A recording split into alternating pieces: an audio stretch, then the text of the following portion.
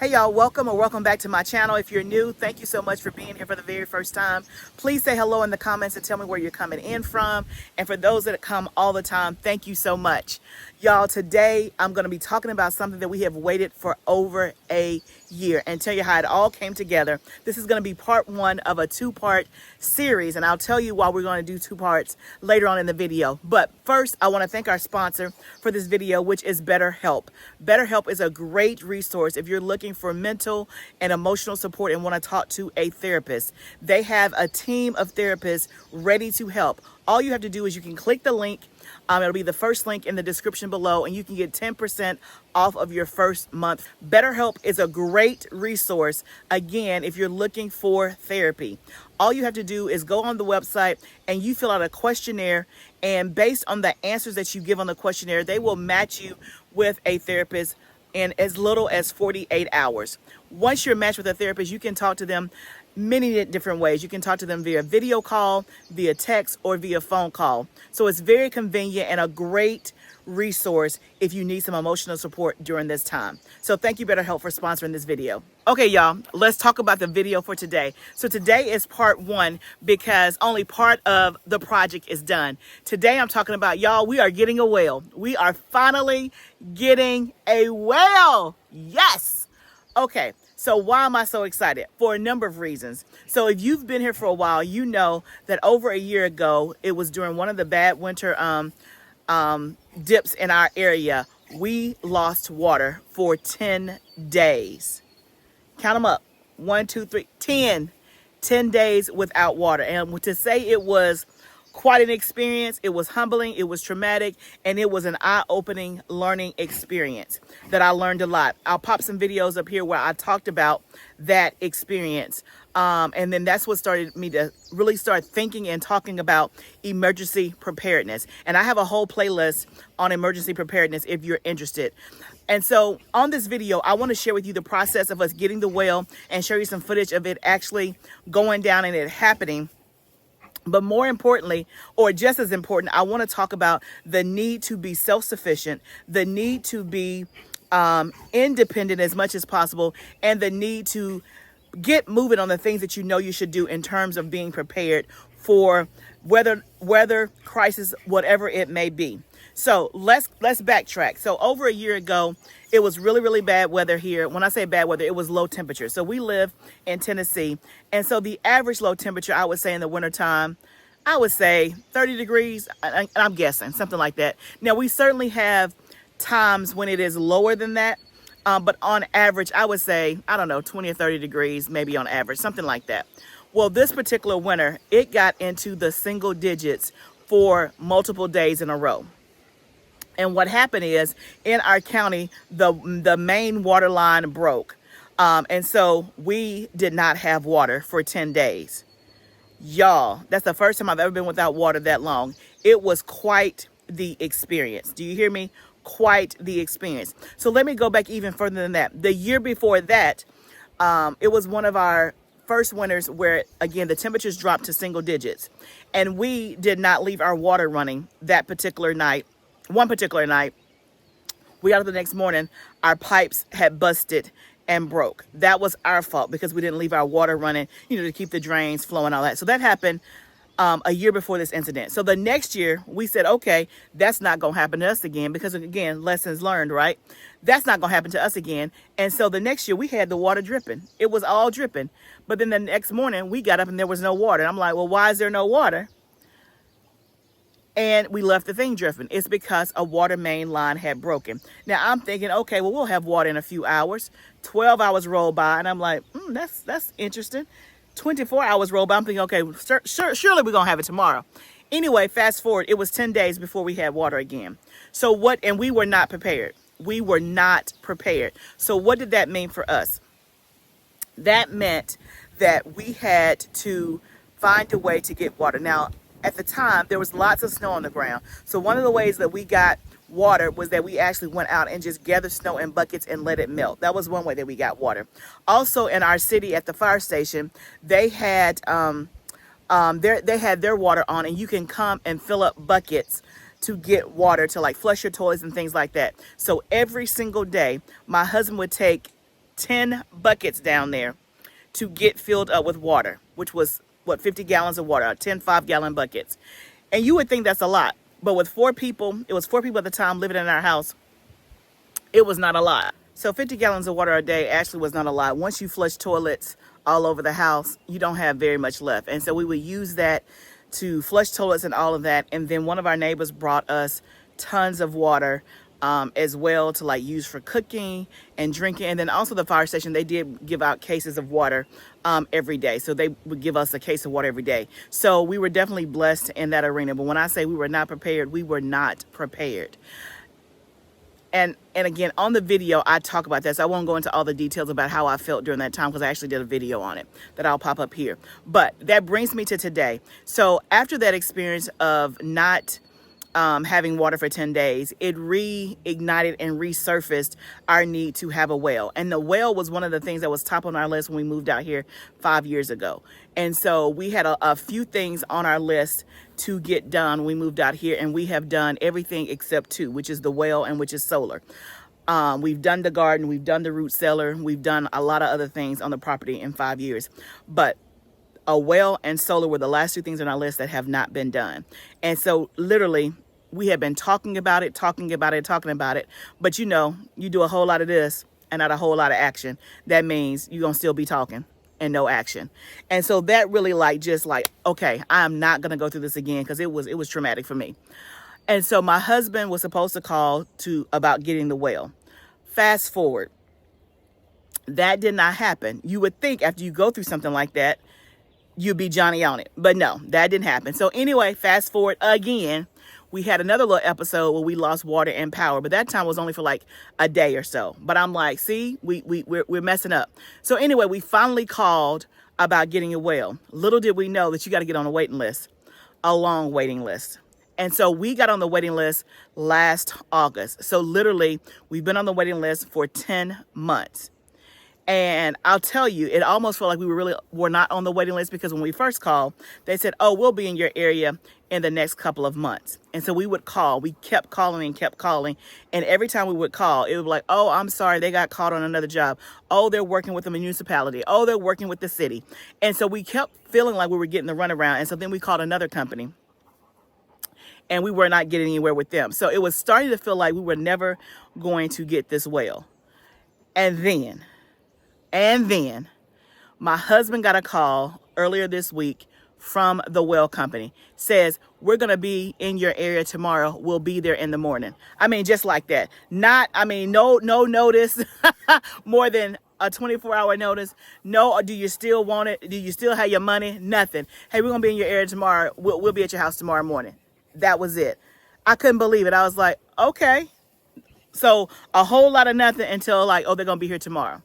So the next morning at 9 o'clock, they called. They called and said, confirming the address, we're on our way. We're 30 minutes away. I'm like, wow. So I'm thinking, okay, they're finally going to come out here and take a look at, what we need. We're going to get on the schedule and all of that. Well, because I've never had a well before, they came out here and they dug the well. So let me take you through the day. I'm going to do a lot of voiceover on this because literally, y'all, I was in my office. I think eating breakfast or working. My husband said, hey, they're 30 minutes out. I'm like, who? Because I had forgot that the day before he said they were coming. And I really didn't have a lot of faith because we had been waiting for so long. And then for you to call and say, hey, they're going to be here in the morning just seemed kind of odd to me. So I'd not given it a second thought. I wasn't planning on it. And so when he called and said, hey, they'll be here in 30 minutes, I literally just stopped what I was doing, went and grabbed my camera to get some footage. So I'm going to voice over this part and show you that day. We're going to go back in time to just a few days ago and see the exciting development of us getting our first well. So when they arrived on the property, they actually had 3 trucks. So the leading truck you see actually has the drill on it. And so they're trying to figure out at this point, hey, it's 70,000 pounds. We want to make sure that we don't tear up your driveway. So they're trying to figure out, is there a way for them to get around the driveway? So what they ended up doing was they actually walked from here all the way to the back the initial time just to scope it out before they drove the truck. So it wouldn't have to go back and forth on the concrete driveway. And so they get to the back. and they start the first process. So they actually walk back here, like I said, and you can see this is my backyard. And so the first thing we want to do is try to find out where water is. That was the first step.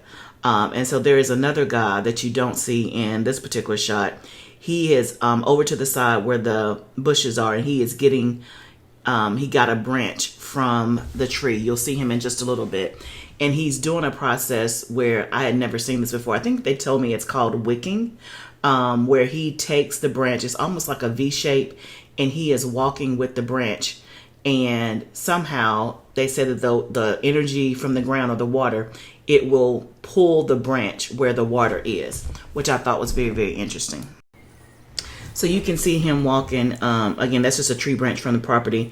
He's walking all over the property, trying to see where the water is. Like I said, it was a pretty interesting process, because I'm like, how does this work? You're just walking in the yard with a branch, but he's saying that it tells him where the water is.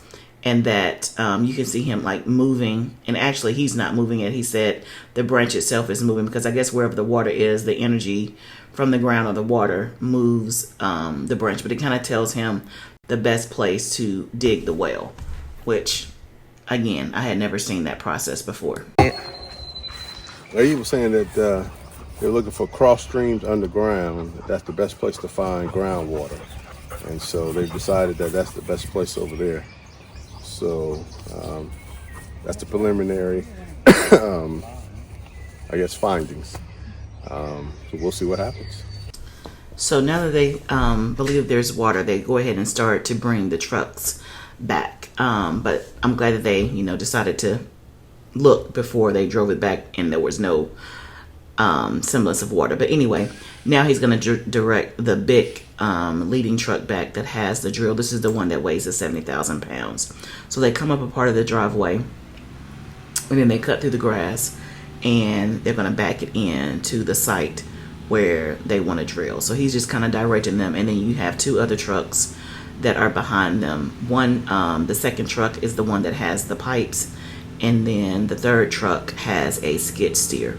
So they need all of that equipment to start drilling the well. So this is so exciting. I can't believe it's actually happening. And so he's going to direct this truck back to the site. And oh, by the way, the driveway didn't tear up. So very, very grateful and thankful for that. So he's getting them back to the site, and they get in position to start drilling.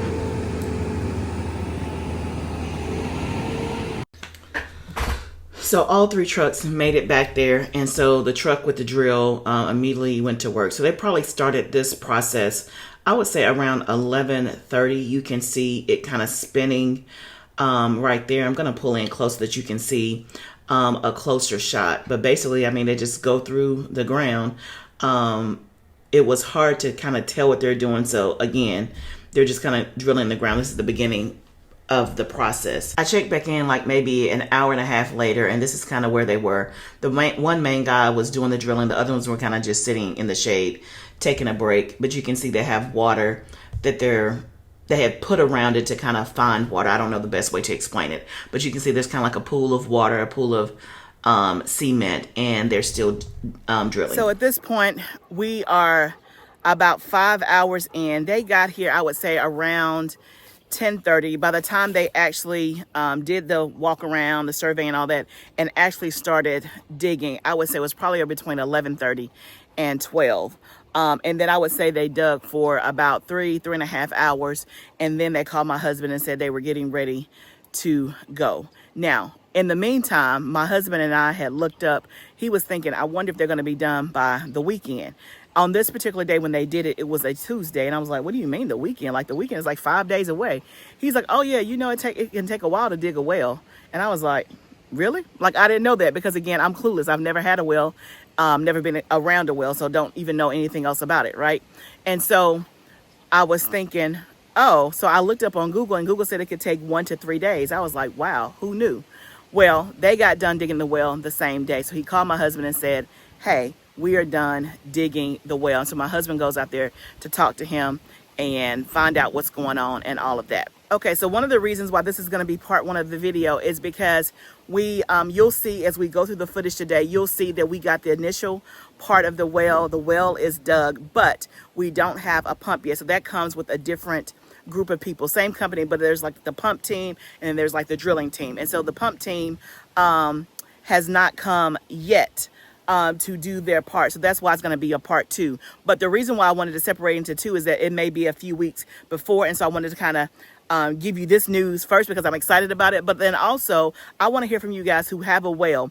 Tell me anything that we're not thinking about. Tell me what your experience was, anything that we don't know, because this is our first time doing it. So we are trusting the company. We are asking questions of our friends who have wells. But if there's anything that you know of that we should be thinking about, any questions that you want to ask, please, please, please put them down in the comments below, or any suggestions. We would love to hear it. Okay, so my husband talked to the guys about the well digging. And so they found water at 145 feet, but they ended up digging to 160 feet.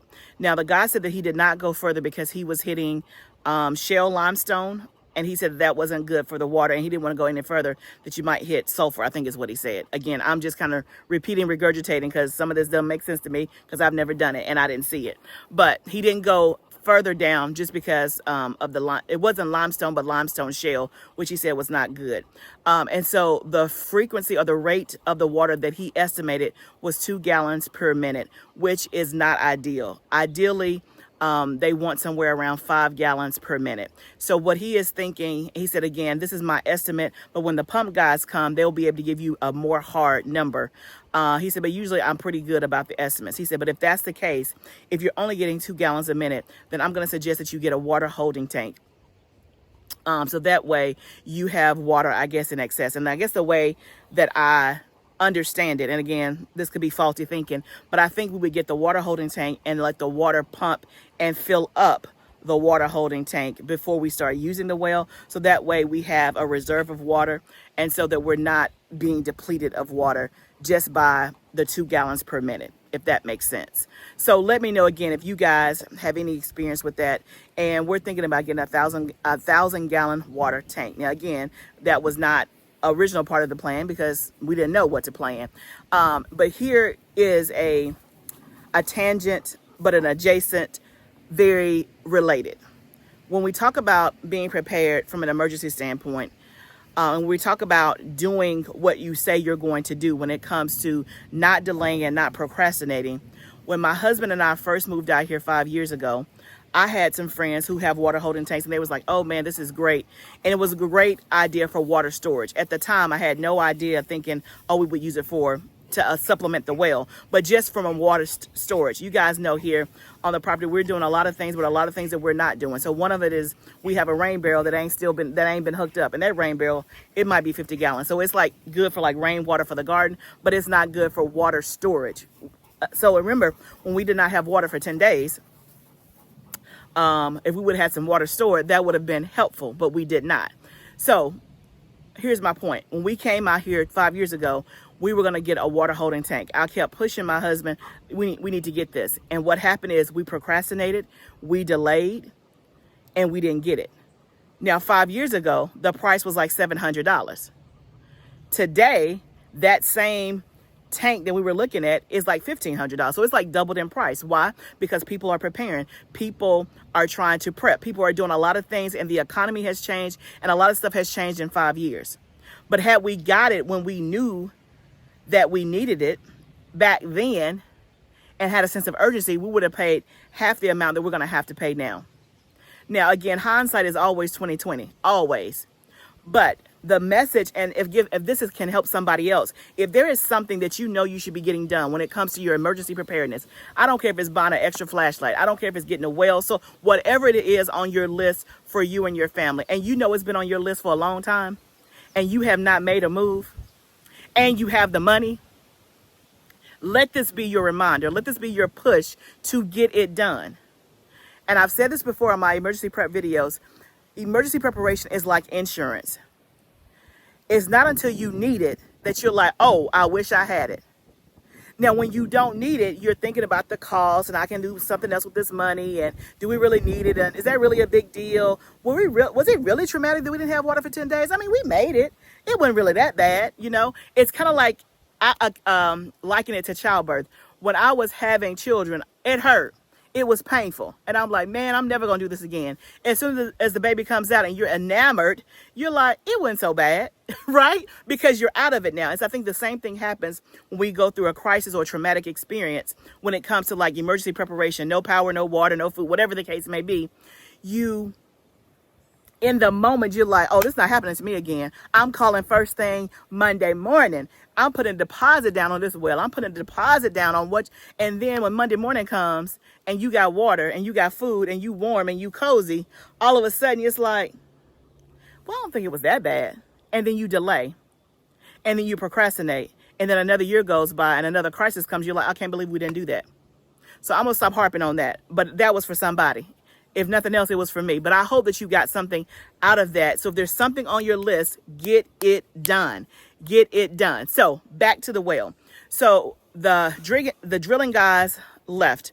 And so the next step is for the pump guys to come. So actually the pump guy came yesterday to do the initial walkthrough, to just come and see what he was looking at. And so when he came out here, he said, hey, I'm not able to get this rate of water. It's like something has gotten in the pipe, I guess. I don't know, which they have a casing on it. So he's like, I'm not really sure, but I'm not able to get the flow rate and really be able to see the water. So we got to call the drilling guys to come back, do something else so that the pump guy can see what's going on. So that's kind of where we are right now. So I think the next step is for the drill guys to come back out, do whatever they need to do so the pump guy can see what he needs to do. And then once the pump guy can see what he needs to see, then he can tell us what kind of pump we need. He asked us questions about how we're going to use the well, what is it for, and all of that. And obviously we're getting the well to supply water to the house. He agreed that we need a water holding tank. He said you can get a 500 gallon. He said that'll be, sufficient. He said, but if you get 1,000 gallon water tank, then you don't have to worry about, okay, is my shower going to be 5 minutes or should it be, 3 minutes? He said with 1,000 gallon, you don't have to water. And he was saying, think about, you use water, every day, but you're not taking a shower all day long. You're not cooking dishes all day long. I mean, you're not washing dishes or washing clothes all day long. So again, at 2 gallons a minute, you'll be okay for certain things. But again, if there's a lot of stuff that you're doing, 500 gallons is going to, give you a little bit more security and you'll be okay. But you're still going to need to be thinking about the water you're using versus 1,000 gallon. You don't have to think about it. And you know me, I'm like, get the 1,000 gallon because I do not want to be in the shower if at all possible and be like, oh, it's been 4 minutes. I need to get out. No, I want to be in there until I say I want to get out. Right. So that's kind of where we are with that. So that's part one. So that's the next step for us to get a water holding tank, for the drilling guy to come back. Then the pump guy's gonna give us what he needs, and they give us an estimate on the pump, and they actually get the pump done. So we're hoping that'll be done in the next, 2 to 3 weeks. I don't know, best estimate. So we'll see, but I'll definitely keep you posted. So y'all, I hope you're as excited as I am that we're actually getting a well, because it's been a long time coming. So I'm very, very excited. Please leave any suggestions and comments down below. Any questions that you have, I'll be more than happy to answer them if I can. If not, then I'll see if my husband can answer them.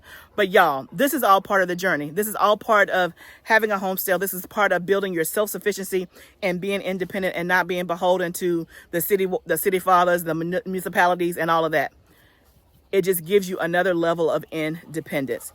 So remember, this is part of the journey. Let's do it together. I'll see you next time, friend.